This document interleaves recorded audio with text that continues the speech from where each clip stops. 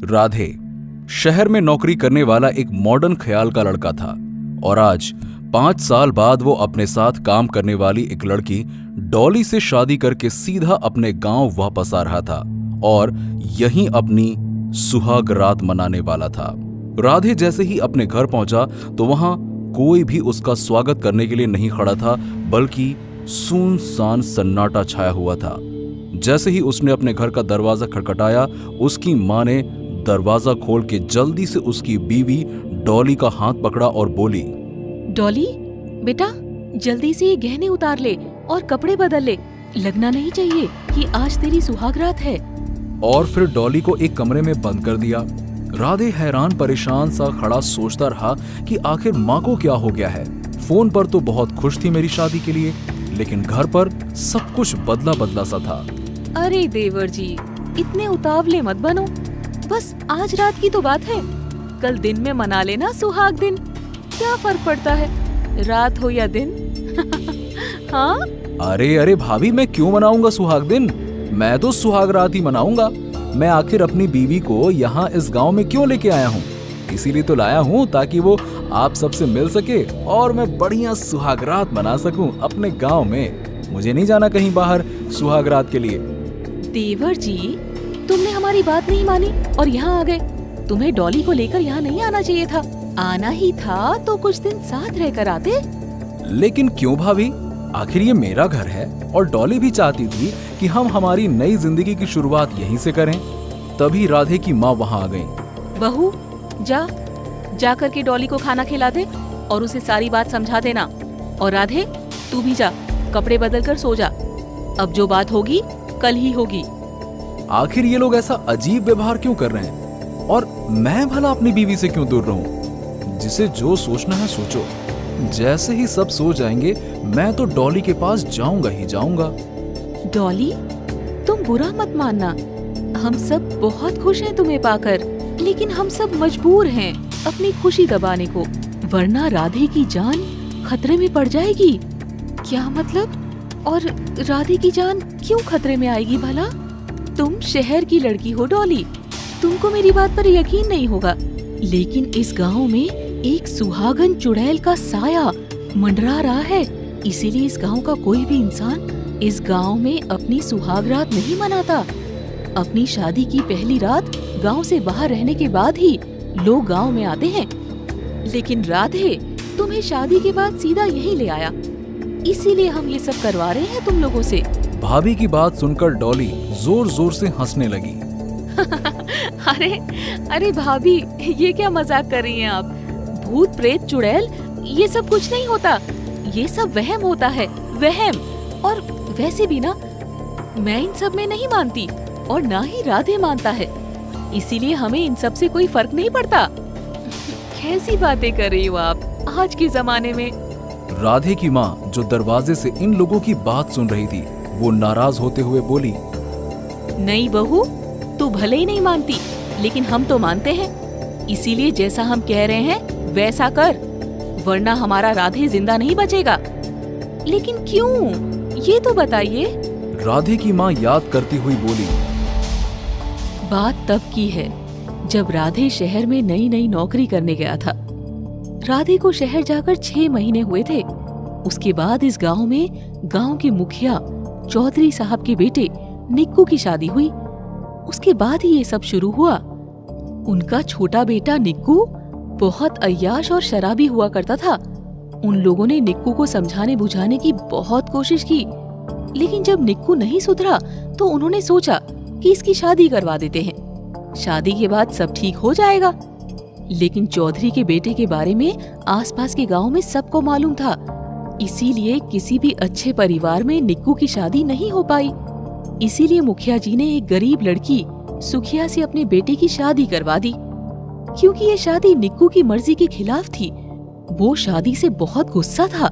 इसीलिए पहली रात निक्कू ने अपनी पत्नी के साथ जबरदस्ती किया और उसके बाद उसे इतना पीटा कि वो मर गई। उसके बाद से ही वो चुड़ैल बनकर इस पूरे गांव में भटक रही है। और जब भी किसी की शादी होती है और वो अपनी सुहागरात मनाने की कोशिश करता, तो सुखी चुड़ैल सबसे पहले उस लड़के के साथ सुहागरात बनाती है। उसके बाद उस लड़के को मार देती है। उसे हर नए दूल्हे में अपना वो दरिंदा पति नजर आता है जिसने उसे मारा था, इसीलिए वो दूल्हों को मार देती है। डॉली की सास ने जब पूरी बात बताई तो कुछ देर के लिए तो डॉली सहम गई, लेकिन फिर वो अपने मन ही मन बोली, ये लोग खुद तो अनपढ़ हैं ही और मुझसे भी उम्मीद कर रहे हैं कि मैं भी इन लोगों की तरह अनपढ़ों की तरह व्यवहार करूं। मैं क्यों ये सब बकवास को मान रही हूँ? अभी तो इन लोगों से पीछा छुड़ाना ही पड़ेगा। ठीक है, ठीक है, अब आप लोग जाकर आराम करिए, हम इस बात का ध्यान रखेंगे। डॉली की बात मानकर उसकी सास और जेठानी चली गईं। चलो, आज रात की तो बात है, एक रात की दूरी और सही। और डॉली लेट गई, लेकिन राधे को कहाँ चैन था। जैसे ही सब सो गए, वो दबे पांव डॉली के दरवाजे पर आया और दरवाजा खटखटाने लगा। पहले तो डॉली डर गई, लेकिन जब राधे ने धीरे से आवाज लगाई, डॉली दरवाजा खोलो, मैं हूं। राधे की आवाज सुनकर डॉली खुश हो गई और उसने जल्दी से दरवाजा खोल दिया और राधे अंदर आ गया और उसने डॉली को अपनी बाहों में भर लिया। अरे ये क्या, तुमने सादे कपड़े पहन रखे हैं?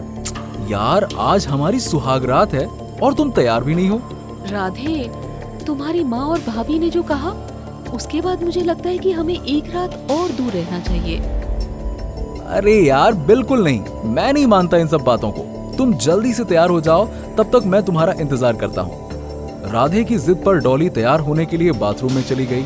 थोड़ी देर बाद डॉली तैयार होकर घूंघट डाले कमरे में जैसे ही दाखिल हुई, उतावला राधे जल्दी से उसके पास गया और उसे अपने करीब खींचकर बोला, डॉली, तुमने कितनी देर लगा दी।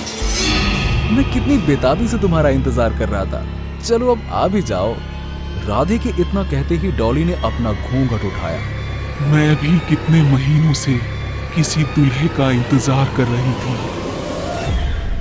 डॉली के मुंह से मर्दाना आवाज सुनकर राधे घबरा गया और उसने डॉली को खुद से दूर किया और उसने जैसे ही डॉली का चेहरा देखा तो वो एकदम से घबरा गया और डर के मारे पीछे खिसकने लगा और लड़खड़ाकर जमीन पर गिर गया, क्योंकि वो डॉली नहीं, एक खतरनाक चुड़ैल थी जो राधे को लाल लाल आंखों से देख रही थी और जोर जोर से हंस रही थी।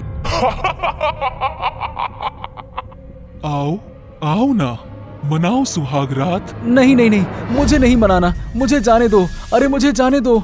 लेकिन वो चुड़ैल धीरे धीरे राधे की तरफ बढ़ने लगी और राधे की छाती पर कूद कर बैठ गई और बोली, आज मैं तेरे साथ सुहाग रात मना कर रहूंगी और तुझसे अपनी मौत का बदला भी लेकर रहूंगी। देखो, मैं तुम्हारा दूल्हा नहीं हूँ। मैंने तुम्हारे साथ कुछ भी नहीं किया है, मुझे छोड़ दो। मैं किसी दूल्हे को नहीं छोड़ूंगी। सब दरिंदे हैं, सब दरिंदे हैं, मैं सबको मार दूंगी। इससे पहले कि वो चुड़ैल राधे का कुछ कर पाती, कमरे का दरवाजा धड़ाम से खुला और सामने राधे की माँ एक साधु बाबा को लिए खड़ी थी। चुड़ैल ने जैसे ही साधु बाबा को देखा, वो बोली, आगे मत आना, आगे मत आना, वरना मैं इसे अभी की अभी मार दूंगी। लेकिन साधु बाबा ने चुड़ैल की बात अनसुनी करते हुए अपने कमंडल से पानी निकाला और उस चुड़ैल के ऊपर छिड़क दिया। पानी पड़ते ही वो तुरंत दर्द से तड़पने लगी और उसके बाद साधु बाबा ने मंत्र जाप करते हुए उस चुड़ैल को अपने कमंडल में कैद कर लिया और बोला, हमें कब से इस चुड़ैल की तलाश थी, लेकिन ये कभी पकड़ में नहीं आती थी। आज आप लोगों की वजह से अब ये हमारे कैद में है और ये गांव इसके आतंक से मुक्त हो गया है। थोड़ी देर बाद साधु बाबा चले गए और राधे की माँ राधे के पास आई और उसे उठाते हुए बोली, बेटा, तू ठीक तो है ना? अब माँ, आपको कैसे पता चला ये चुड़ैल है? जब डॉली बाथरूम में तैयार होने गई थी तो मैंने उसे देख लिया था, लेकिन मैं कुछ नहीं बोली। जब तक वो तैयार होकर निकली तो मैंने उसे अपने कमरे में जबरदस्ती रोक लिया और उससे पूछा तो उसने सब बताया। सारी बात सुनकर मैं समझ गई कि वो चुड़ैल जान चुकी है आज तुम्हारी सुहाग रात है और वो तुम्हें नुकसान जरूर पहुंचाएगी। इसीलिए मैं जल्दी से भागती हुई साधु बाबा, जो हमारे गांव के पास ही कुटिया बनाकर रहते हैं, वहां गई और उन्हें बुला कर लाई और इस चुड़ैल का अंत हो गया। तो दोस्तों, आपको ये स्टोरी कैसी लगी हमें कमेंट करके जरूर बताइए। और क्या आप कभी जंगल में गए हैं और क्या आपने वहां कुछ डरावना एक्सपीरियंस किया है? कमेंट करके हमें जरूर बताइए। वीडियो को लाइक करें और ऐसे ही मजेदार कहानियां देखने के लिए हमारे चैनल को सब्सक्राइब करके बेल आइकन जरूर दबा दें।